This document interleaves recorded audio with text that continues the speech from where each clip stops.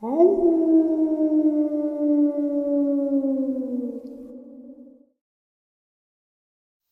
greetings and salutations, everyone. I hope everyone is still doing well, and welcome to, depending on wherever you may live or however you choose to read your clock, this early morning, middle of the night bonus upload. Before we jump into it, a couple quick links. As many of you know, I rely on Patreon, PayPal, channel membership, and the merch to help the channel to continue to grow and go. Links to Patreon, PayPal, and channel membership is in the description below. Merch displayed directly under the video. Also, Dogman Frightening Encounters, Volume 1 through 3, the audiobook versions. They were written and researched by Tom Lyons, narrated and produced by me, Jeff Nadolny. Those audiobooks are available on Audible, Amazon, and iTunes, links to which are also in the description as well. And finally, last but definitely not least, if you'd really like to help support this channel to continue to grow and go, simply subscribe. It does not cost a cent. Click the like button, takes half a second. If you don't want to miss out on any of the informative uploads that I put out daily, click that bell icon. And folks, please leave a comment. Why? Well, because all of these things really do help this channel to continue to grow and go. And yes, they definitely do matter. Now, everyone, I have taken far too much of your time. Let's jump in to this early morning or middle of the night bonus upload, shall we? Today's first experience. This may seem unbelievable to some people, but it is 100% true.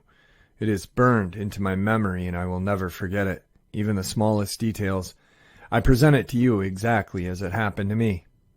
I grew up in the high deserts and mountains of southeast Idaho. Most of my life has been spent outdoors, whether I was on the back of a horse pushing cattle for local ranchers or hunting elk, or on foot hunting rabbit and deer through the sagebrush. I was given my first .22 rifle at the age of 9 years old and spent every minute I could out in the lava flows hunting rabbit, rock chucks, and sage hens. I remember several times that my mom and dad would drop me and my best friend off somewhere along the lavas and pick us up at the same spot 3 or 4 days later, after many miles of exploring and living off the land. All we would take is some water, shells, and a knife. When I got older, I had my own vehicles. My trips got longer and further into the desert. As I write this out, I can still smell the sagebrush and feel the desert sun on my face. Suffice to say, I love that Idaho desert more than any place on earth. I feel more comfortable out in the desert, 30 miles from the closest person, than I do in my own living room. During the summer of 2001, I was south and slightly east of Big Southern Butte.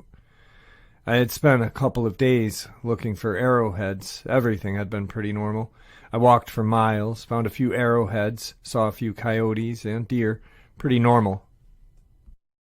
At this time in my life, I had always had my dog with me. He was a huge Chesapeake retriever that weighed over 100 pounds. He was very protective of me and my belongings. He was meaner than crap to anyone who acted suspicious or threatening. His surly demeanor towards anyone who messed with me or my stuff earned him the name Cain with my family and friends. And the name stuck. Cain loved to go anywhere I went. He loved to go out to the desert and run around, never getting too far away from me. I always felt very secure with him around because he had proved time and time again that he was aware of every living thing that approached us out in the desert. And if that thing was dangerous, whether human or animal, he had no qualms about tearing right into the middle of them. In fact, he enjoyed it. Anyway, we made it back to the pickup truck an hour or so before it got dark. I gathered up some juniper branches and some sagebrush to make a fire. I cooked up some dinner for my dog and we settled into the hammock for the night. There was nothing better than sleeping in a hammock while outdoors. Unfortunately, we don't have a lot of trees in the desert, so I'd just find a juniper or a fence post, park my pickup close to it, tie one end of the hammock to the truck, and the other end to the fence post or the tree. I spent many comfortable nights rigged up like this. This night was no different. I climbed into the hammock and was soon asleep. A couple of hours later, I was awoken by raindrops. It had started raining pretty hard, and I was getting pretty wet.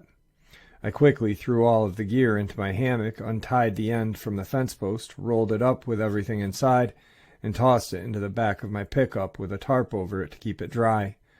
With all of my gear safely stowed, Kane and I crawled into the cab of the truck and settled in for a dry, if cramped, rest of the night. Around 3 in the morning, a strange sound woke me up. I was reclined back as best as I could in the driver's seat, and Kane was sitting up alert on the passenger side. He was growling very softly, and the hair on his shoulders and neck were standing straight up, a very menacing and intimidating sight. I'm glad he was on my side. He was looking over my shoulder out of the driver's side window. It was his quiet growling that woke me up. I didn't move, but just opened my eyes and looked around by moving my eyes in their sockets. It had stopped raining and the clouds had gone away. The sky was now clear with a bright, almost full moon overhead. It was bright enough that I could see Kane very clearly. I wondered what he was focusing all of his attention on, and lifted my hand up in front of his nose. I don't know why I did that, but that's what I did. He never even looked at me, but moved his head to the side so he could continue to watch whatever was out my driver's side window, continuing his quiet, threatening growl. I had never seen Kane so focused on anything the way he was now. It sent a shot of adrenaline through me, and I was immediately wide awake. It gave me the goosebumps, and the hair stood on my arms and neck. I was scared to turn my head and look out my window. I wasn't sure that I wanted to see what was outside. I summoned the courage and slowly turned my head to the left to look out of my window. Maybe 50 yards away, slightly behind the truck and slowly working its way closer towards me, was a large dark figure. In the bright moonlight, I could see that this thing was covered in long, coarse fur. It was walking on 2 legs and moving like a man, but differently.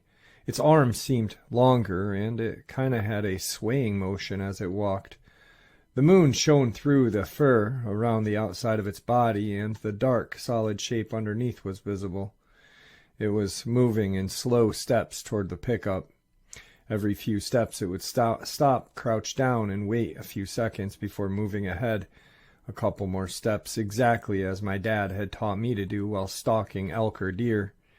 I have no idea if this creature meant to do me harm, but seeing it move exactly as I did when putting the stalk on a deer, with me as the target of its attention, did not make me feel very warm and fuzzy inside. My mind was on overdrive. Imagine my reality of what exists and doesn't exist in this world was suddenly and without much fanfare turned upside down. At the same time, for the first time in my life, it would happen many more times in the near future in a crappy place called Iraq. Genetically inherited, but deeply buried. Alarm bells were screaming inside of my head.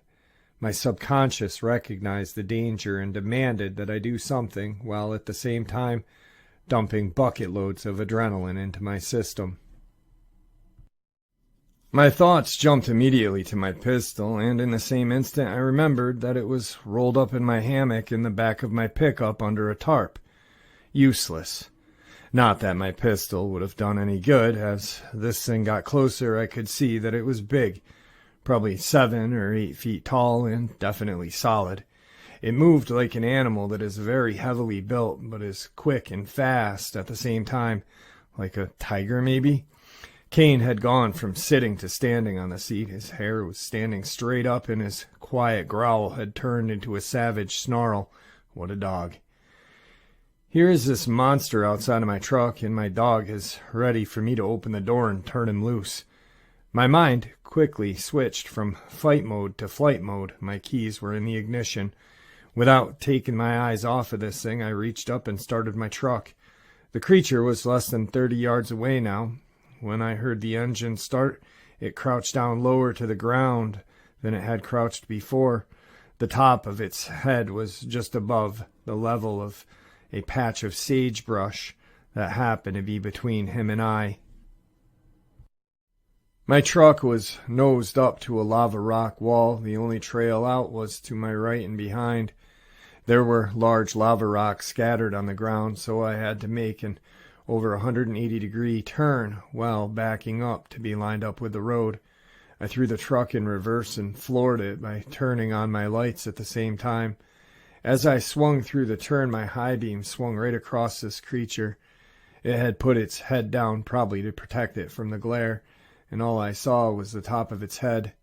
I noticed a mass of coarse, dark gray fur before its shape was swallowed by the darkness. I drove down the 2-track desert road way faster than I normally would have. My truck was bouncing all over the rocks and plowing over sagebrush when the curves were too sharp to take at that speed.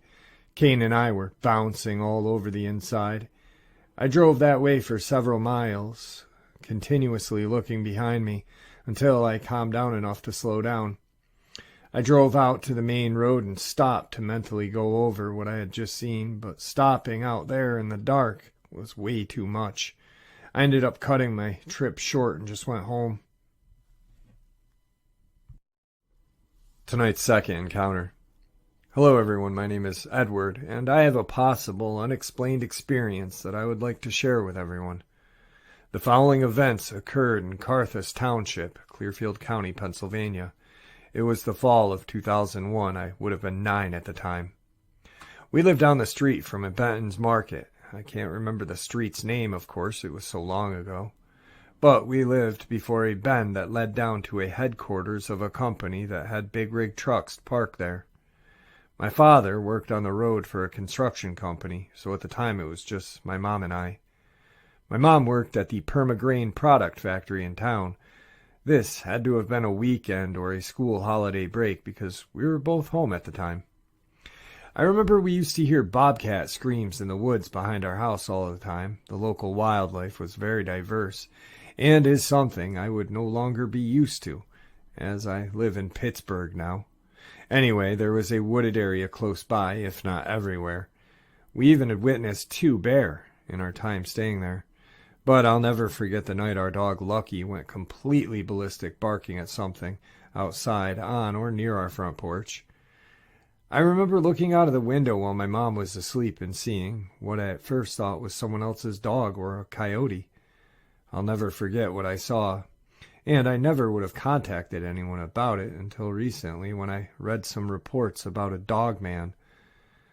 I really don't know how to explain it. I didn't see its eyes, but I did see an easily 6 to 7 foot canine. It was only visible for a few seconds, but it was clear as day. This thing was something that stuck into my mind and still does to this day. My mom had woken up and gotten off the couch to look at me, and she also saw it. We both still swear to this day what we saw. Its fur was definitely a lot different, and very mangy looking compared to any other wildlife in the area. My mom and I believed that it was attracted to the cat food we would leave out for the stray cats in the neighborhood. It actually bounded off after a few seconds. It wasn't upright at all, but it stayed on all fours. It looked taller than an NBA player and moved in a different manner than anything I had ever seen before. It had me visibly shaking, and I remember being stunned. My mom called my dad and woke him up and talked to him for a couple hours. Neither one of us wanted to go back to bed after that. I remember it turned into the first time my mom and I had stayed up and told stories until 3 a.m. I remember my mom explicitly telling my dad that it was unlike anything she had ever seen before. And her only friend in town took her claims as skeptical as first until I was there to confirm what she had seen. I don't know, this experience always had me wondering way later into my adult years as to what this thing was, and if there were more of them. I just found it interesting that there were other sightings like this in the Clearfield area, and I figured I'd share this experience. Thanks so much, and have a wonderful day, Edward. Today's third experience. It's been many years since this happened to me, and I had originally thought a mountain lion was the cause of it, but now I'm not so sure about the mountain lion. In the early 90s, my best friend and I went camping. It was the weekend before Memorial Day, and we were camping at a small campground off the road between Lake Castic and Lake Hughes in Southern California. The first night was so annoying due to all the gangbangers from LA showing up and making noise all night that we packed up and left on Saturday morning. I had heard about a place called Sawmill Mountain from one of my coworkers, and it was close by, so we headed up there. Sawmill Mountain is off the road between Lake Hughes and Gorman, and to get there you need to travel several miles from the turnoff, unimproved dirt roads to a campground. When we got there, it was midday on Saturday, and we were the only people in the campground. The elevation is maybe 5,000 feet, and it was nice and cool up there with a nice view of the valley down below. It was a great campsite. We pitched our tents and set up camp, then ate some lunch and sat down to relax in the shade. My buddy went inside of his tent and took a nap, and I went to my tent and did the same. After a short nap, we decided to do a little exploring. About 25 yards from our campsite was a trail, and I walked on it for about 150. Off to the side of the trail, along the tree line, I heard something moving, and looked in the direction. I thought I caught a glimpse of something light-colored, but it stopped moving. I was still in condition white, and didn't think anything was wrong, so I kept walking for a few more yards. I was noticing that the wild flowers were blooming everywhere, enjoying the views, when all of a sudden I began to think of the movie Predator, where that monster could see people, but they couldn't see it. Then I noticed that everything had gone absolutely quiet. No insects, no birds chirping, nothing. I did a 360-degree turn and didn't see anything. I guess maybe the sudden silence had triggered some primordial fight-or-flight response in me that made me think of that movie. Anyway, I was armed at the time with a Smith & Wesson 10mm, and I made sure that I had my hand on it. The gun gave me absolutely no comfort whatsoever. The feeling of dread and despair was so immense that I felt panic. I felt frozen in place for a few minutes. Then that little voice in the back of my head kicked in and said, "Get out now." I didn't run because all I could think about was a mountain lion, and running would make it chase me.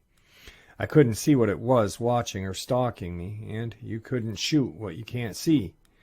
I started calling out to my buddy as loud as I could and walked quickly back to camp. Even after I got back there, I still felt pretty freaked out. My buddy was there drinking a beer, and I told him what just happened. "While you were napping in your tent, I did the same thing," he said. "I felt the same way you did. I've never felt a feeling of dread like that before, and haven't since. It was so powerful, it was crippling." The rest of the weekend was uneventful. Some a-hole in a Subaru Brat came up and drove around the campground like he was in the Baja 500 around sundown, but nothing else happened. It was a great place to camp, but neither of us went anywhere alone. We'd been back several more times for campouts with larger groups of friends, and nothing odd has happened. Then one campout with the same buddy a couple years later, something did happen. Once again, we're the only two up there. I think we had played hooky from work to go up midweek. Anyway, we had a campfire going and had just polished off a couple of thick ribeyes. I believe it was summertime. I was telling my buddy what a big wall of flame a 10mm would produce, and he said, "Let's see." So I shot off the mag. As I predicted, lots of flame and noise. I holstered the gun and sat down by the fire. "You remember that creepy feeling when we first discovered this place?" my buddy says to me. I said, "Yeah, I do." He said, "It's back." I didn't pick up on this at that time, but he did. We both had our guns out and flashlights in our hands, and my buddy thought whatever was causing it was watching us from beyond the camp. We walked toward it, shining our lights up in the trees, thinking it was a cougar or bobcat, but there was nothing. About 10 yards from camp, all of a sudden, something growled at us. I won't repeat what my buddy said, but we hightailed it back to camp as quickly as we could. When we got there, we lit every lantern we had, threw a bunch of termite-eaten pine wood into the fire to get things as bright as we could.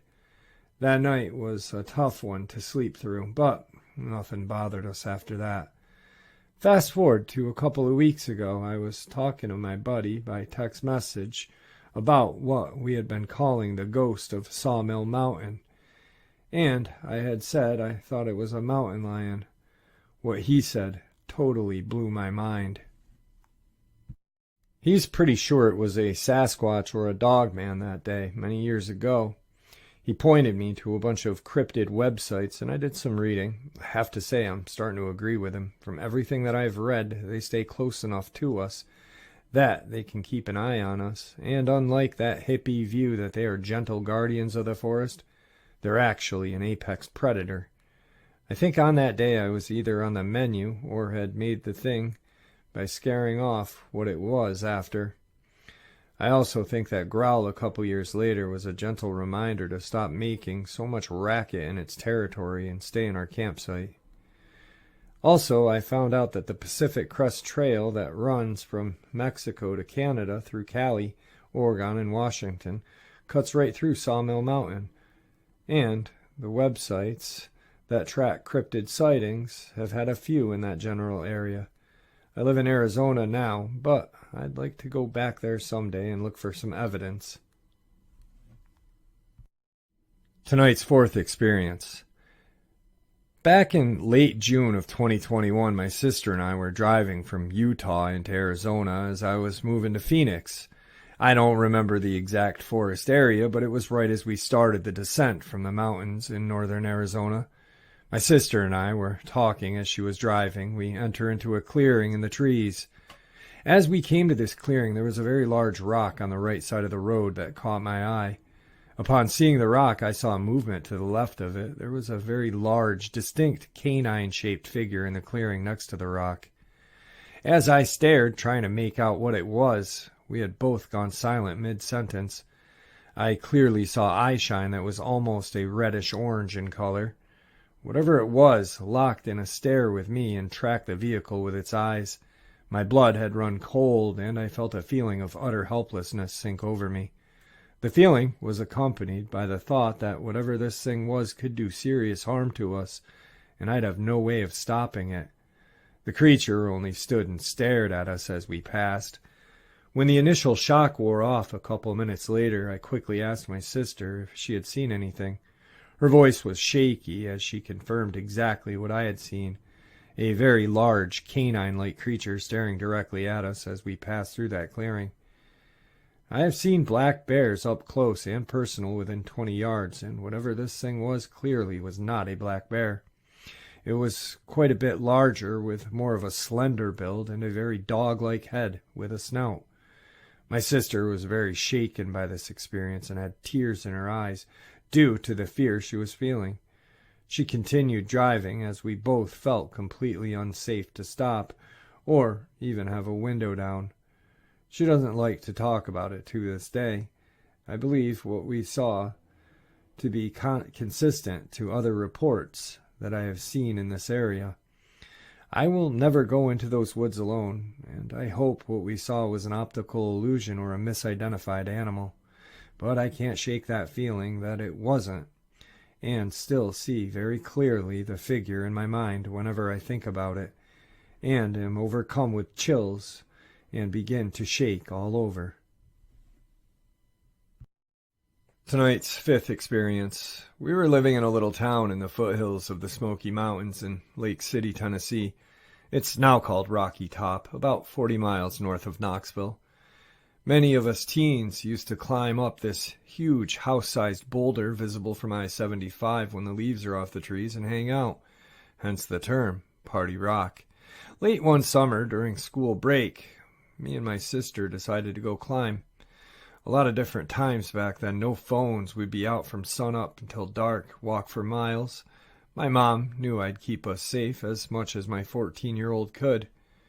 Well, we walked the tracks for a mile or two and hit the trail at the base of the mountain. After a couple of hours walking, we came to a fork in the trail, and even though I've been there before with my older brothers, I took the wrong turn. After walking for probably a good half an hour or so in a 90-degree heat, the trail just abruptly ends, nothing but thick brush, and a 40-degree incline of woods lie ahead, I told my sister that I made a mistake and we could easily walk all the way back or just head straight up from here. I knew enough that if we just kept climbing up, looking at the daylight in the trees above, we would eventually hit the ridge line to the other trails, and I could easily find our way back to Party Rock. So we started trudging forward, grabbing saplings to pull ourselves up along the way. We stopped often to catch our breath, get our bearings, drink from the canteen, and would often look down, hoping to finally get a great view of our little town. But the woods were too thick at that point. As we're slipping on the old leaves and gasping for air, we reached a few feet of level ground in order to catch our breath. I'm not sure who first saw it, but as soon as I did, I looked over at my sister, and her mouth was already agape. I've gone over our account many times before, and I'm still not sure how we managed just to stumble upon this. I don't know how it could have not hurt us, but maybe the birds were chirping up there, or maybe it had just got there. I don't know. But I researched countless encounters over the decades, and I truly believe ours had got to be one of the best ever. And here's why: most encounters are brief, fleeting glimpses of one crossing the road or peeking at them, possibly throwing stones, etc. This Bigfoot was completely unaware of our presence. My sister immediately whispered, "Bigfoot," but me, being the big brother, tried to calm her fears and not show mine by saying, "It's probably just a hiker enjoying the view." We both turned around and thought, what view? Now we're in the middle of nowhere, completely off any semblance of a trail in 90-degree heat. No way was that a person in any suit. They could have sat there for 100 years and never ran into another person. As my mind is racing, all I can do is stare. I've grown up hunting, trapping, camping. I was proficient in biology and art, so I knew what animals are supposed to be in certain areas and what they look like and how to draw them. This was no bear, mountain lion, bobcat, or even a feral human being. All were ludicrous answers people would give. As we stared at it, I noticed it had no clothing. It was completely covered in long reddish/orange-brown hair, except for around its base. It was squatting, something bears cannot do. And as it looked to its left, my blood ran cold. I could clearly see that this was no human. It had more of an ape-like face and an unmistakable crown on its head, like a big silverback gorilla. It was reaching to its left to a bush and pulling leaves/branches off and bringing them to its mouth and eating them. I couldn't see if there were any berries on them or not, but it was clearly eating the leaves and all. We were so close, we could hear the branches break and the sound of the bushes bouncing back. Periodically, it would act like it was coming up and out of its squat, a little bit halfway standing, as leaned side to side, craning its neck, trying to look down through the trees towards us. That was terrifying. Maybe he caught an occasional scent of us, wafting up, or just sensed us, I don't know. My sister kept wanting to run, and I was literally too scared to run. I just wanted to close my eyes and wake up home after what seemed like an eternity. But was probably a good 10 or 15 minutes. I whispered, "We run on the count of 3. I barely breathed. 1, 2, 3. We spun around and started sprinting straight down that wooded mountain. I'll never forget the sound. We went from dead silent to what sounded like a herd of elephant running through a bowl of potato chips. Looking back years later, I'm sure we scared the crap out of it, but not as bad as it did us. As soon as our feet hit dry leaves and twigs, if there was ever any doubt, it let out the loudest, longest, most god-awful roar that lasted 5 seconds or more. It was terrifying. I literally did a front flip, my feet trying to run faster than my capabilities, plus the angle we were running down was steep. We were so afraid it was going to head us off or snatch us in the dried-up creek bed below. We ran straight through the walls of thickets and thorns, sliding over 15 feet drop-offs, etc. were literally a bloody mess when we finally got home. My sister had lost my mom's watch and a shoe. I lost my machete and a few other things. As soon as we realized we were safe, shock set in. My sister started to throw up and I started to cry. We were both white as ghosts. My older brothers believed us, got their guns, and went back up there. Sadly, I refused to go back into those woods for many years after this incident. My brothers said it was very easy to track us since it looked like a freight train had rolled down the mountain, breaking trees and brush. They found her shoe and watch. They also asked why did we run through all those briars when there was a path right around them. We didn't take the time to look for an easier path. We ran straight down in order to get out of there. Tonight's final encounter. I used to be really close to the Cherokee National Forest when I was in my mid-20s, and one day I was driving through it from the next town over. It was dark and the roads were really curvy, but I wanted to get back home ASAP, so I was going a little fast. My boyfriend was in the passenger seat, and all of a sudden we came up to two dogs standing in the middle of the dark road. These dogs were definitely totally different breeds. I think one was a greyhound or something, and one was a German shepherd. They were on either side of the road, both facing each other. One was white, one was black. At first I felt compelled to stop and shoo them off of the road, but my boyfriend advised me against it. I came to a complete stop and beeped the horn. They didn't move, so I proceeded to drive slowly around them, almost going off the road. At first, it would seem as though they were blinded by the headlights, but as we passed them, I noticed they were looking right at me through my driver's side window. Fast forward a year later, I was telling this story to a friend as we were walking home from work. In the midst of telling him, I suddenly had an epiphany. This same thing occurred to me when I was 9 or 10 years old. I recalled a memory of visiting my grandmother in the rural part of North Carolina. One stoplight and fields on either side. You get the picture. We're sitting outside of her house. It's pitch dark outside, with only the house light illuminating to the end of the driveway. All of a sudden, two dogs came out of the field very slowly. One was a bulldog, and one was almost a wolf dog-looking thing, one white, one black. They crept up to the edge of the concrete, staring intently. I wanted to go and pet them, but my grandmother said no and told me to stay very still. They left after a few moments. This year I worked in another part of rural North Carolina. It had gotten very foggy around January. As I was pulling out of the parking lot, I spied from a long way down the road a black dog. At first I thought nothing of it, but then I looked across the street. A white dog was coming toward the road on the opposite side. Needless to say, I went in the opposite direction as fast as I could. That was 4 months ago. I hope someone has a clue on what I saw. And there you have it, folks. I do hope you all enjoyed this early morning, middle of the night bonus as much as I enjoyed sharing it with you. I'd like to thank you all for supporting this channel. It is, after all, your support that keeps this channel growing and going, and what gives us all a place and a chance to share our experiences and theories judgment-free. Everyone is simply treated with the respect that we all deserve. And that is because of all of you, so thank you. Please, everyone, stay safe, happy, healthy, and ever vigilant, keeping an eye on our children, pets, family, and friends. These creatures are real. They are out there and dangerous.